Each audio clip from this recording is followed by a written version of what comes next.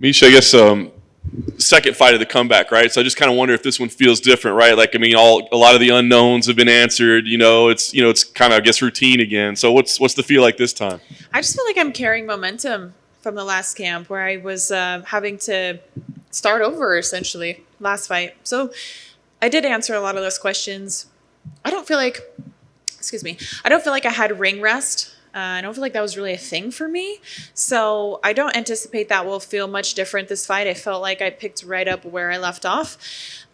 Except now I just know I'm even better than I was then, right? I mean, I was trying to come back from being a mother of two to being a professional athlete again. Now I've hit that. I set the bar. Now I'm looking to raise the bar. Is there more like I don't know if it'd be tension or whatever? Like last time, it's like a retirement fight, somebody's leaving. Now it's like a top contender who they were talking about titles not too long ago. Right, Does this right. one does this feel like a lot different? It's definitely different, but this is the proper progression, right? I mean, I had been retired and started a family, and I came in to fight Marion Renault, who I think was a great opponent, considering the circumstances, especially. She brought a great fight, but I was really proud that I was able to finish her, considering she had never been finished, right? She didn't have a fantastic record, but nobody in the UFC was ever able to put her away. She was always in closely contested split decision fights. So I was happy to make that statement. It's what I'm looking to do again in this fight. People want to say, oh, I think the division has passed her by. Well, Ketlen is the one to answer those questions. She is the new blood in this division. She is the one that they're talking about being a contender. And it's exciting for me to have a style matchup like this too, because Ketlen is somebody who will fight, who will engage.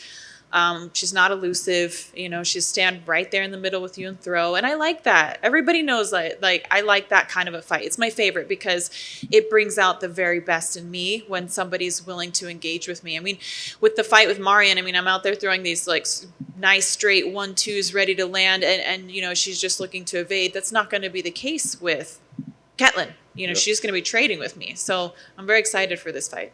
We know we had the rescheduling, of course, with COVID causing delay. I guess how challenging was that to, have to, I guess, go through a sickness and then pick back up and change the timing of everything? I mean, how challenging has that been for you?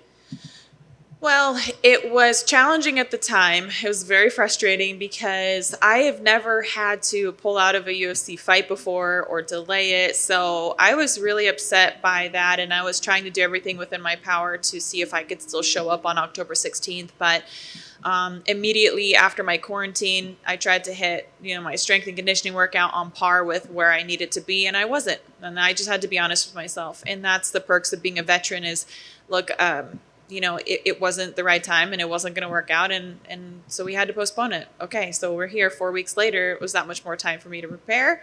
And I feel great now. So trust that if I didn't, we wouldn't be having this fight. I feel like $1,000,000. I was going to ask, I guess, I don't know how much you'd be honest about it, but do you feel you're at 100% right now, or are there any kind of lasting effects? Oh, no, for sure. Because like I said, this, one thing that I've learned from chapter 1 to chapter 2 is that I have to do what is right and best for me. And if I was having long haul issues from COVID, then I would be honest about that and I would postpone a fight. But I feel like because I did postpone it and I didn't try to fight on October 16th, I think if I had tried to fight October 16th, I might have been in a much worse position because I would have been pushing myself through COVID and not allowing my body to recover. But I gave myself ample time. I recovered. I let my lungs clear before I really started to push myself. And that was definitely the smartest decision. Nice.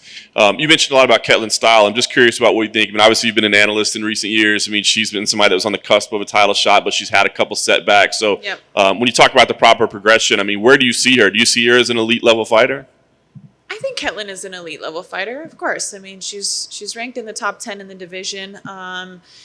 Lately, you're right. We saw her lose to Irene, right? She was upset then, almost a contender at that point. I think if she had won that, she would have been fighting for the belt next.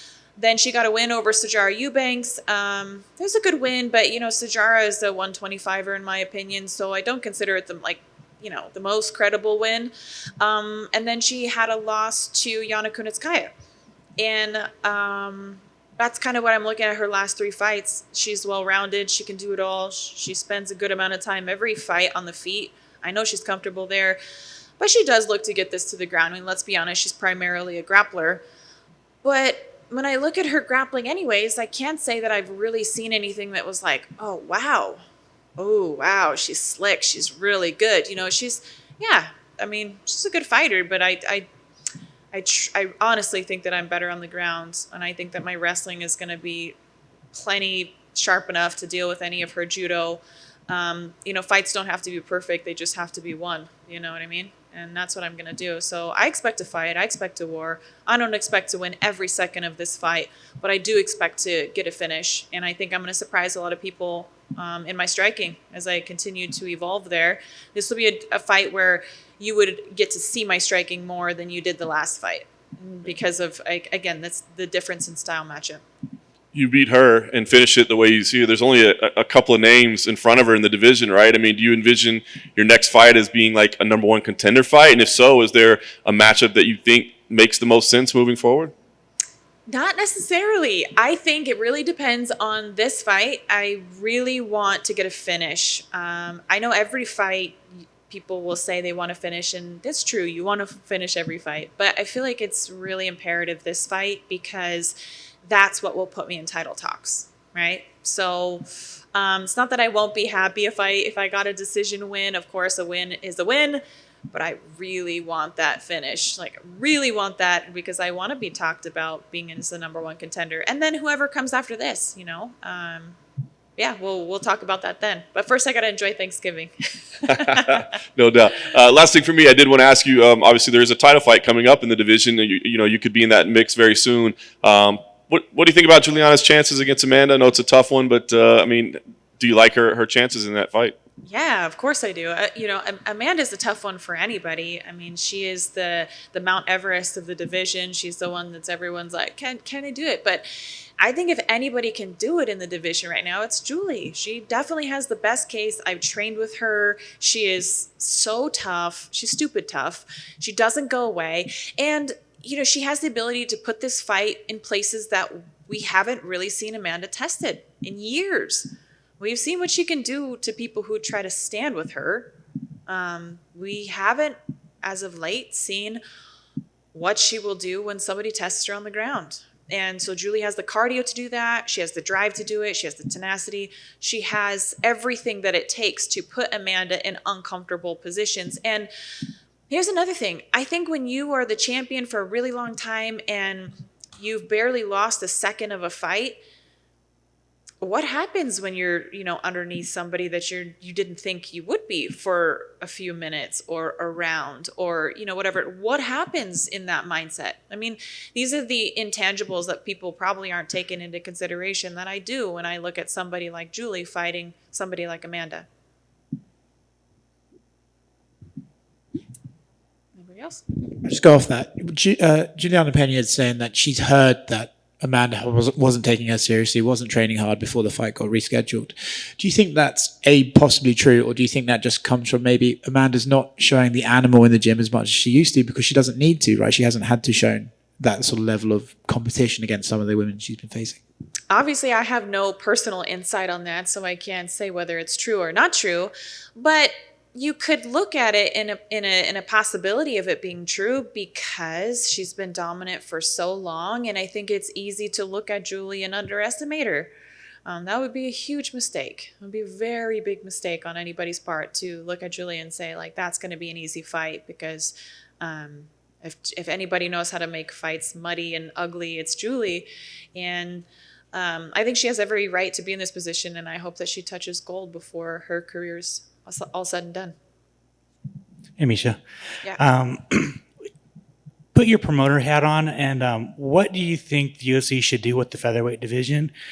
And I mean, would you get rid of it, and bring in the 105 division, or would you bring them both in? Would you kind of let them flesh out? What would you do?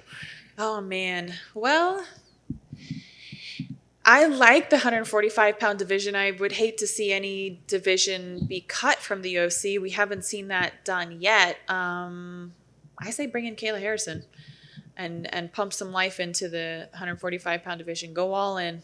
So that would be what I would like to see happen.